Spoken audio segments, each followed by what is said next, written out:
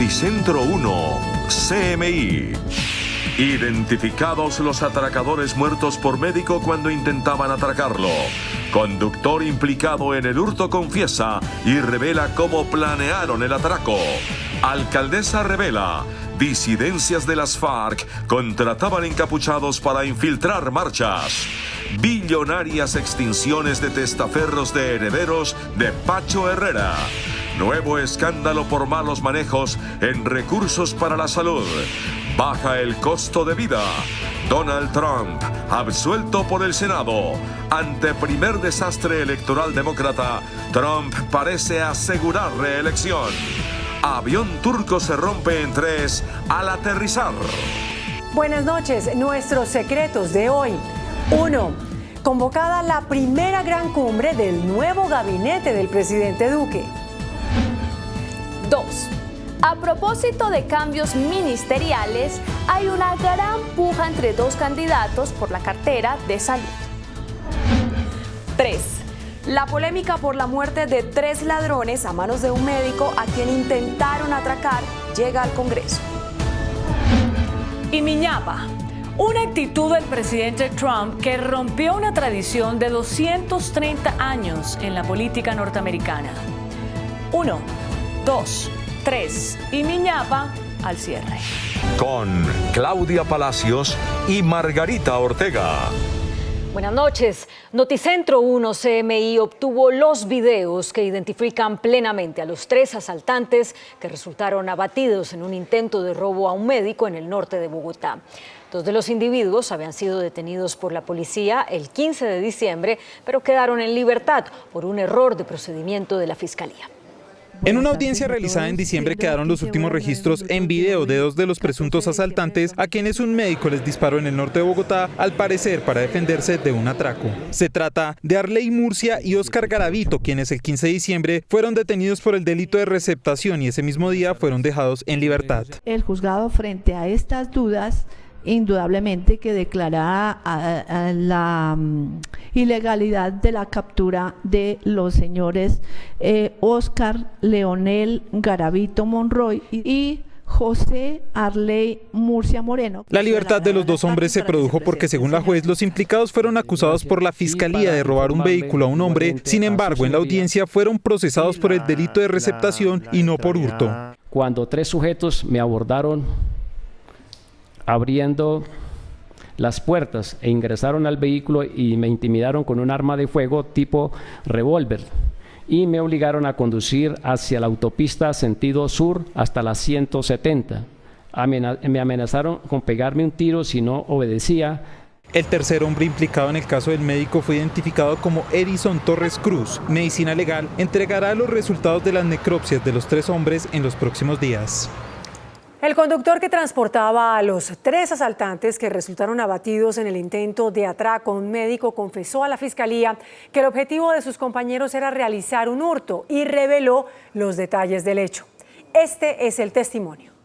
Oscar Besabe, quien era el 4º integrante de la banda de atracadores y el único detenido por este caso, le dijo a la Fiscalía que sabía que sus 3 compañeros se dedicaban a realizar hurtos y señala que deciden robar al médico cuando lo ven subir a un puente. A robar a ese sujeto y al bajarse del carro yo quedé de frente a las escaleras del puente peatonal y veo que este señor, quien ya va coronando la rampa al puente, observa hacia abajo, llevaba cogido el bolso de la mano. El conductor del vehículo dice que decidió huir del lugar de los hechos 2 minutos después de que escuchara varios disparos. Y en ese momento escucho 15 tiros de revólver o pistola, todos seguidos uno tras otro. Como sé que ellos tenían una pistola de fogueo y sé que es de 6 tiros y sonaron como 15, de una dije, el otro man los prendió de una. En otra parte de la declaración, el conductor dice que antes de cometer el hurto, los asaltantes consumieron drogas. Que él vivía cerca de Arley en el Perdomo Alto, por el lado de 3 esquinas. Ellos eran consumidores de marihuana frecuentemente, ya que en el vehículo están contentos. El conductor del vehículo actualmente se encuentra detenido en su casa a la espera de ser condenado por estos hechos, dado que aceptó su participación en el intento de hurto. Y el saliente fiscal encargado, Fabio Espitia, indicó que la entidad aún no decide si archiva o no el proceso del médico que disparó en contra de los 3 asaltantes y señaló que los investigadores continúan con el análisis de evidencias. El fiscal encargado dijo que aún no hay decisión sobre el futuro judicial del médico que disparó en contra de los 3 presuntos ladrones. La fiscalía estudia los dictámenes de medicina legal sobre las lesiones que los ladrones le causaron al médico, así como el informe balístico y el salvoconducto del arma. Nos tiene que servir para una de 3 hipótesis. Primera, o disponemos el archivo de la indagación, no se ha hecho. Segunda, solicitamos la preclusión de la investigación, no se ha hecho. ¿Estamos? Tercero, o formulamos alguna imputación, tampoco se ha hecho, por lo que estamos en valoraciones. El abogado del médico le pidió a la fiscalía que solicite la prescripción del proceso porque considera que el caso fue en defensa propia. De otra parte, la alcaldesa de Bogotá, Claudia López, confirmó lo anticipado por Noticentro 1 CMI sobre la existencia de pruebas que demuestran la infiltración de disidencias de las FARC en la protesta social. La alcaldesa de Bogotá, Claudia López, confirmó que grupos residuales y disidencias de las FARC están infiltrando las marchas en la capital. No se trata de personas que se alteraron un día y salieron a hacer vandalismo, sino que son infiltrados, pagados por grupos armados ilegales. Según información preliminar, estarían pagando a los encapuchados 50.000 pesos diarios para vandalizar la ciudad. Hay unos trabajos investigativos que han permitido aportar los elementos probatorios como tales y se encuentran adelantando las investigaciones. Los grupos armados ilegales los estarían reclutando en las universidades. En este momento hay 6 encapuchados procesados. Sigue en curso una investigación de también posibles infiltrados haciendo vandalismo y violencia, aprovechándose de las marchas también del ELE. El próximo viernes un juez decidirá si los envía a prisión. Las autoridades descubrieron una red delincuencial dedicada a nacionalizar extranjeros en Colombia y proveerles documentos falsos para tramitar visas para Estados Unidos. Los implicados podrían ser pedidos en extradición. Un exfuncionario de Migración Colombia y otro del liquidado DAS hacen parte de los 13 detenidos. La investigación en la que participaron la Embajada de Estados Unidos, la Fiscalía y Migración Colombia determinó que estas personas les dieron documentos colombianos fraudulentamente a chinos, cubanos y venezolanos para que tramitaran sus visas a Estados Unidos. Esta investigación continuará para determinar si hay funcionarios públicos involucrados con esta red. También investigan la procedencia de los extranjeros que estaban solicitando esos trámites para ingresar ilegalmente a Estados Unidos. Por estos documentos fraudulentos, los delincuentes cobraban hasta 30 millones de pesos. Las autoridades adelantaron una mega extinción de dominio a propiedades de los herederos y testaferros del desaparecido narcotraficante Elmer Pacho Herrera. El valor de las propiedades incautadas alcanzó los 5.6 billones de pesos. Entre los bienes decomisados se encuentran lujosas fincas, apartamentos, parqueaderos y 106 lotes de un condominio que estaban a nombre de testaferros de alias W, quien sería el heredero de la fortuna del ex jefe del cartel de Cali, Elmer Pacho Herrera. Su sobrino, conocido como W, continuó con las actividades criminales en el año 2016 con miras a recuperar esos bienes producto del narcotráfico. Incluso se ha podido determinar que había establecido contacto con el Clan del Golfo pretendiendo, a cambio de la entrega de estos bienes recuperados, obtener el 30% del producto total del valor de los mismos bienes. En total, fueron decomisados 576 bienes que están valorados en más de 5,6 billones de pesos. Según la Fiscalía y la Policía, esta sería la operación más grande de extinción de dominio, dado el valor de los bienes decomisados. Un juez declaró culpable al excongresista Otto Bula, intermediario en el pago de los sobornos de Odebrecht en Colombia. El juez avaló el acuerdo de Bula con la Fiscalía, que contempla el pago de 5 años y medio de prisión y una multa de 6.000 millones de pesos. La Procuraduría apeló la decisión porque considera que la pena debe ser superior. Estalló un nuevo escándalo por el manejo de los recursos de la salud. La Contraloría General abrió un proceso de responsabilidad fiscal por 17.000 millones de pesos contra varias EPS. Las irregularidades denunciadas por la Contraloría General tienen que ver con el pago de los recobros de medicamentos de alto costo por parte de la administradora de los recursos del Sistema de Seguridad Social en Salud, ADRES, por lo que el ente de control abrió un proceso de responsabilidad fiscal por 17.986 millones de pesos contra la ADRES y algunas EPS. Por irregularidades en el pago de los recobros del medicamento de alto costo Vimizim, utilizado para tratar la enfermedad huérfana del síndrome de Morquio. En unos casos se pagó el medicamento sin habérsele aplicado a pacientes, advirtió la Contraloría. Esta tarde, la ADRES en un comunicado anunció que analizará cada caso de recobro y se comprometió a aplicar los procedimientos para que las EPS reintegren recursos en la medida que se presente un reconocimiento de pagos sin justa causa. Bogotá está lista para una nueva jornada del día sin carro y sin moto. A partir de las 5 de la mañana y hasta las 9 de la noche no podrán circular vehículos particulares, ni siquiera los blindados en la capital del país. Los taxis no tendrán pico y placa en las horas pico, es decir, de 5 a 8 de la mañana y de 5 de la tarde a 9 de la noche. El juicio político en contra del presidente de Estados Unidos, Donald Trump, llegó a su final. Como estaba previsto, el Senado lo absolvió de los cargos de obstrucción al Congreso y abuso de poder, lo que le dejó el camino libre para ser reelegido. The Senate adjudges that the respondent, Donald John Trump, President of the United States, is not guilty. En una reñida votación, el Senado de Estados Unidos decidió no acusar al presidente Donald Trump por los cargos de abuso de poder y obstrucción a la justicia. Con 52 votos en contra y 48 a favor, Trump fue declarado inocente por el cargo de abuso de poder y con 53 votos en contra y 47 a favor, no fue acusado por el cargo de obstrucción al Congreso. Y aunque el senador republicano Mitt Romney votó a favor de la destitución por abuso de poder, el mandatario recibió una absolución rotunda en el proceso del juicio político en su contra, impulsado por la oposición demócrata. En diciembre pasado, Trump fue acusado por la Cámara de Representantes por haber presionado a Ucrania con la congelación de una millonaria suma en ayuda militar a cambio de hacer una investigación a su oponente político Joe Biden y por bloquear la investigación del Congreso una vez destapado el escándalo. La absolución le permite permanecer en el cargo y le da fuerza a su carrera por la reelección, con la que busca gobernar 4 años más, sumado al fracaso de las primarias demócratas en las que Joe Biden y Bernie Sanders, los que eran los favoritos, no lograron el apoyo suficiente en Iowa, lo que deja al partido sin un candidato fuerte para competir contra Donald Trump. Y con un particular video y la consigna Trump para siempre, el mandatario de los Estados Unidos celebró su absolución en el juicio político que se le adelantaba en su contra. Minutos después de que la Cámara Alta del Senado estadounidense absolvió al presidente Donald Trump de los cargos de obstrucción a la justicia y abuso de poder, el mandatario celebró la decisión desde su cuenta de Twitter con una portada fake de la reconocida revista Time, haciendo alusión a supuestas victorias futuras y bajo la frase Trump para siempre.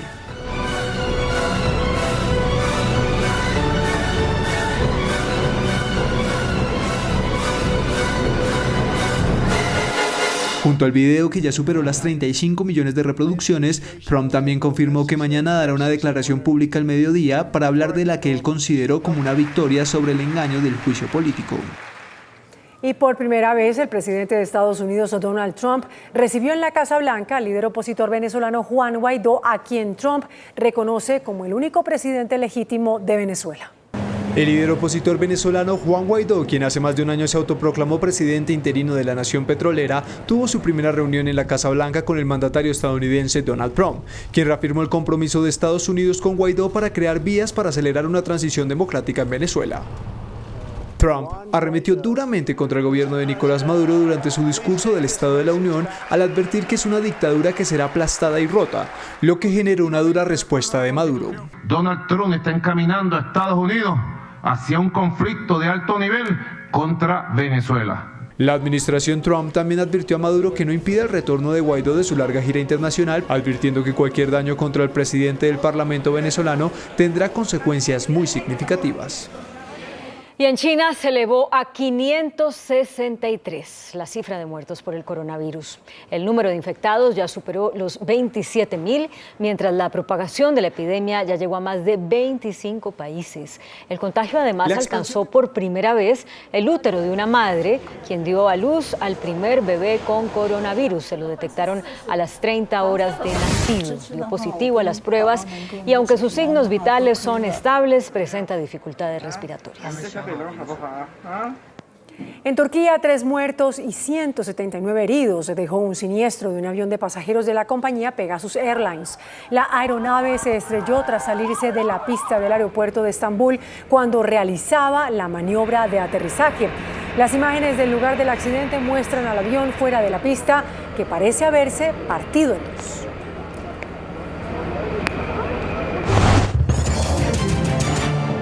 El costo de vida en Colombia aumentó 0,42% en enero, según el DANE. En el primer mes del año, el costo de vida registró una variación del 0,42%, inferior al reportado un año atrás cuando se ubicó en 0,60%. Y una inflación en la que el transporte, el arroz y los arriendos jugaron un rol muy importante. Restaurantes y hoteles con 0,87% y alimentos y bebidas no alcohólicas con 0,76% registran las mayores variaciones. La variación mensual de la división de gasto de transporte fuera de 70 puntos básicos. Bogotá, por su parte, registró una variación del 0,28%. Durante los últimos 12 meses, el costo de vida nacional se ubicó en 3,62%. El presidente Iván Duque aseguró que la propuesta de su gobierno de promover el trabajo por horas busca favorecer a los empleados que hoy son contratados bajo esa modalidad, pero que no cotizan a la seguridad social.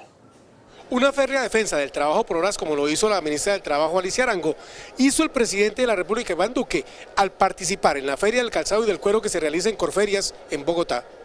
Hoy en Colombia hay muchas personas que trabajan por horas, pero no todas esas personas están formalizadas. Y entonces son personas que trabajan, pero al no estar formalizadas, son personas que no están teniendo una cobertura y una protección social. Y el presidente defendió la propuesta del Gobierno Nacional de trabajo por horas porque dice que 3 de cada 4 colombianos adultos no tienen pensión, que lo que se busca es formalizar. El mandatario insistió en que el Gobierno Nacional escuchará propuestas de todos los sectores. Por su parte, gremios y trabajadores dividieron opiniones sobre el pago del trabajo por horas. Los gremios de la producción nacional recalcan que el pago por horas ayudaría a formalizar a los trabajadores que hoy no cotizan. Además, será un estímulo para la generación de empleo. El sector agrícola será uno de los más beneficiados. Son trabajos para personas que hoy están desempleadas, que pueden llegar a acceder a tener varios empleadores en una misma jornada diaria o semanal.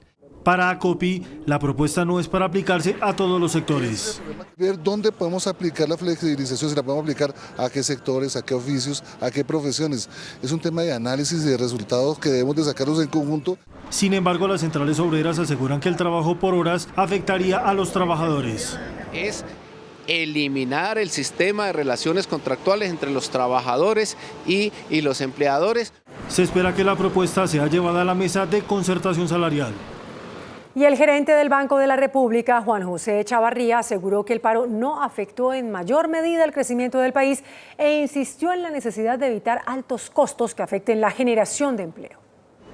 El emisor recalcó la advertencia sobre los riesgos de impulsar políticas que, aunque parezcan positivas, terminan afectando la creación del empleo. Hay que tener mucho cuidado con primas, con salarios mínimos, etc. Aclaró que las protestas sociales no registraron un mayor impacto en el crecimiento del país, que en el último trimestre pudo estar cerca del 3,3%. La cuantificación es muy baja en términos del crecimiento de todo el año, sería más o menos 5 puntos base. Es muy poquito. Y explicó que si bien el fenómeno del coronavirus afectó temporalmente el precio del dólar, el efecto en los mercados no se puede saber a primera vista.